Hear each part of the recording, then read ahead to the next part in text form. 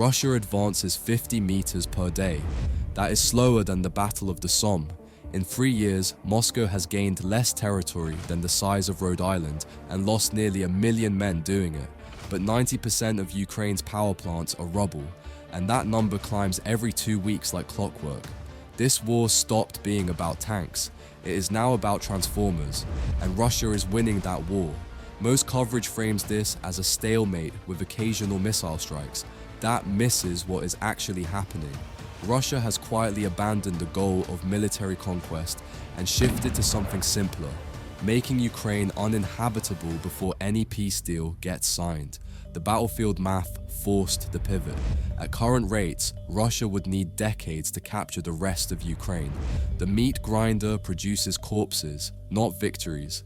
So Moscow found a different lever to pull. Here is the part that matters. Starting in spring 2024, Russia stopped targeting transmission lines and started targeting the power plants themselves. The shift was surgical. Transmission lines can be patched in days. Generating stations take years to rebuild. By late 2025, Ukraine was running on 1/3 of its pre-war electrical capacity. Kyiv residents now live with 16-hour blackouts, not during emergencies, every day.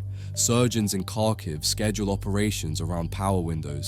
Dialysis patients track blackout rotations the way their grandparents once tracked air raid sirens. And it keeps getting worse, because Russia found a choke point. A single high-voltage transformer weighs more than a blue whale. It costs $2 million. It takes up to 3 years to build.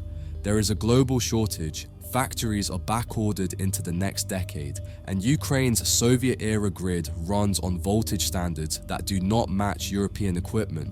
You cannot just ship replacements from Germany.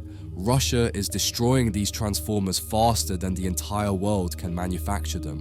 By early 2025, China was supplying 80% of Ukraine's transformer imports, not because Kyiv wanted Chinese equipment, because no one else could deliver. That is when the math turns lethal. Ukraine survived the winter of 2024 through luck, mild weather, heroic repair crews, millions of diesel generators humming in apartment buildings. But the margin keeps shrinking. Intelligence assessments now warn that Russia is close to splitting Ukraine's grid in two, severing east from west. When that happens, entire regions go permanently dark. This is not collateral damage. This is the strategy. Russia increased drone production 5-fold in 1 year. 5,000 attack drones hit Ukraine in a single month. The targets are not military. Substations, boilers, gas facilities. One coordinated strike destroyed 60% of Ukraine's natural gas production right before winter.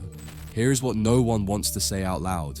Russia does not need to win on the battlefield. It needs Ukrainian society to collapse before the negotiating table is set. Every week without power pushes another wave of refugees west. Every blackout makes the government look incapable of protecting its own people. Every destroyed transformer is a fact on the ground that no ceasefire can rebuild. Moscow will keep doing this because nothing stops it. Air defenses reduce the damage, but cannot eliminate it. Western aid sends generators, but cannot replace a national grid. The infrastructure campaign costs Russia a fraction of what the ground war burns through, and delivers results the ground war never could. Russia is not trying to conquer Ukraine anymore. It is trying to make Ukraine leave Ukraine. The war is now measured in watts, not kilometers. The side that keeps the lights on longest will dictate the terms.